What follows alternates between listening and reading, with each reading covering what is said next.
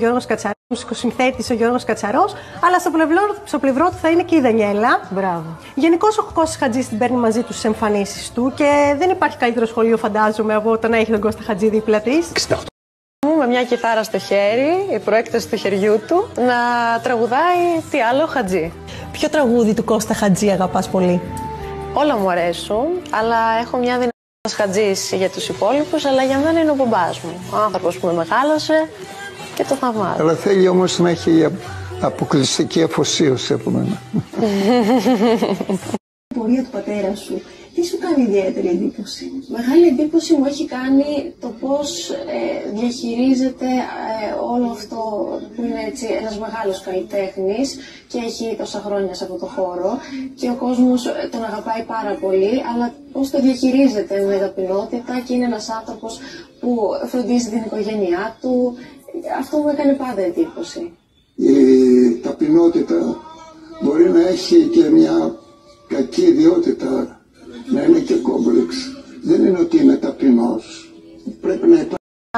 4,5-5 ετών, πότε ήταν, στην Αμερικάνικη Ένωση. Ήταν τότε και τα ανθρώπινα δικαιώματα, ανθρώπινα καθήκοντα κτλ. Και την ανέβασα και είπε ένα τσιγκάνικο τραγούδι. Και καλλιτέχνες που συνεργαστήκαμε και τα λοιπά, και ήρθε κάποια στιγμή, μεγαλώνοντας δηλαδή, που της άρεσε αυτός ο χώρος και θέλει να το υπηρετήσει, όχι να την υπηρετήσει το τραγούδι. Σκέπτεται με έναν τρόπο που μου αρέσει και της το υποστηρίζω δηλαδή. Όταν με κοιτάς από ψηλά, μοιάζει η με ζωγραφιά. Και το θαυμάζω. Αλλά θέλει όμως να έχει αποκλειστική αφοσίωση από μένα. Εργαστήκαμε και τα λοιπά και ήρθε κάποια στιγμή, μεγαλώνοντας δηλαδή, που της άρεσε αυτός ο χώρος και θέλει να το υπηρετήσει, όχι να την υπηρετήσει το τραγούδι. Σκέπτεται με έναν τρόπο που μου αρέσει και της το υποστηρίζω δηλαδή. Όταν με κοιτάς από ψηλά,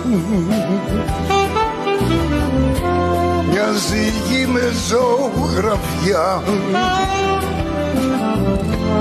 και εσύ την πήρε σοβαρά. Δανιέλα, ποια ήταν η πρώτη φορά που ανέβηκες πάνω στη σκηνή? Πρώτη φορά ήταν όταν ήμουνα 4,5-5 ετών, πότε ήταν, στην Αμερικάνικη Ένωση. Ήταν τότε και τα ανθρώπινα δικαιώματα, ανθρώπινα καθήκοντα κτλ. Και την ανέβασα και είπε ένα τσιγκάνικο τραγούδι. Ήταν υπέροχη.